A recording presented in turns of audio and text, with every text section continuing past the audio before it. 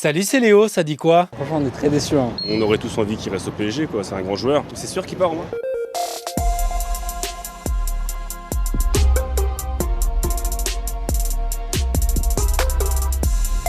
Bah ouais, c'est sûr, désolé de te l'annoncer. Kylian Mbappé va bien quitter le PSG à la fin de la saison après des mois d'hésitation.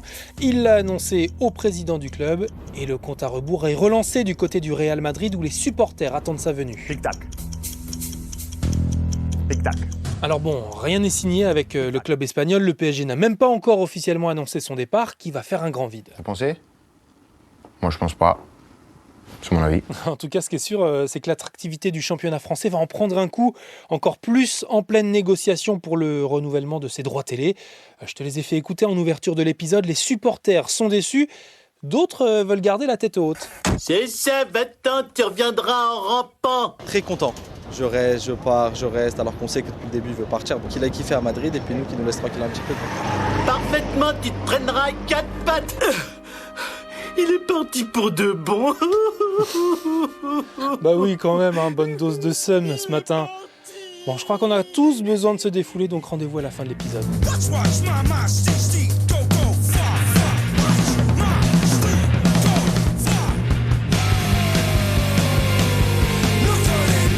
Ouais, parfois il y a des infos comme ça qui donnent envie de secouer la tête et de pogoter. T'en penses quoi, toi, de ce qui s'est passé hier au Sénat? Alors aujourd'hui, j'ai mes règles et j'ai la chance de ne pas faire partie des 16% de femmes qui auraient été dans l'incapacité de venir travailler. Les sénateurs à majorité de droite ont rejeté la proposition de loi portée par des sénatrices socialistes pour la création d'un congé menstruel. Tu en avais peut-être déjà entendu parler, cet arrêt de travail de 2 jours par mois maximum pour les personnes qui souffrent de règles douloureuses sur certificat médical à renouveler chaque année.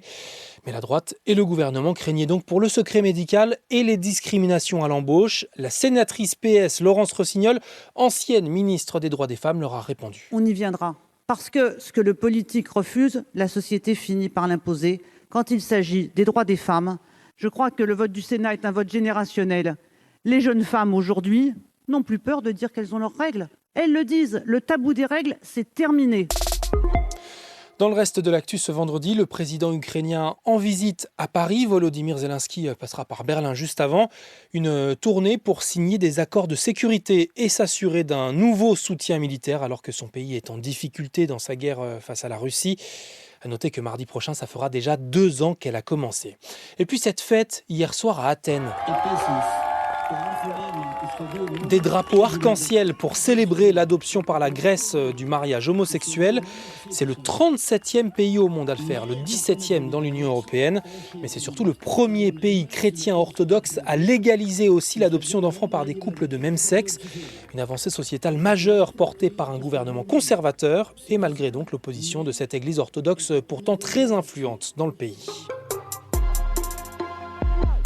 Bon, sinon, t'as peut-être vu ces images en te couchant hier sur les réseaux. Non. Je refuse de le croire. Ah si, l'intelligence artificielle a passé un nouveau cap. OpenAI, l'entreprise américaine derrière ChatGPT, vient de présenter un nouvel outil, Sora, qui permet de générer des vidéos ultra réalistes à partir d'un simple texte. Bienvenue dans le monde réel. Moi j'ai vu des mammouths sur la neige, des astronautes sur une nouvelle planète, même une mamie italienne cuisinant des gnocchis.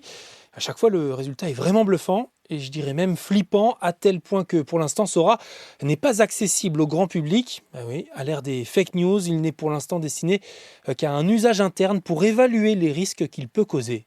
Enfin, pour l'instant. La matrice est la simulation d'un monde imaginaire, créé dans le seul but de nous maintenir sous contrôle.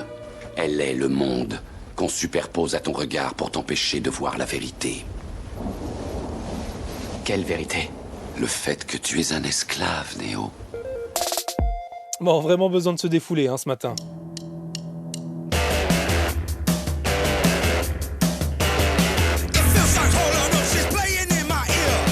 Et avant ce week-end perturbé par la grève des contrôleurs à la SNCF, je te le rappelle, un TGV sur 2 supprimé, et du monde sur la route en pleine vacances scolaires. Alors moi je vais rester à la maison et écouter à fond ce nouvel album post-punk de Idols.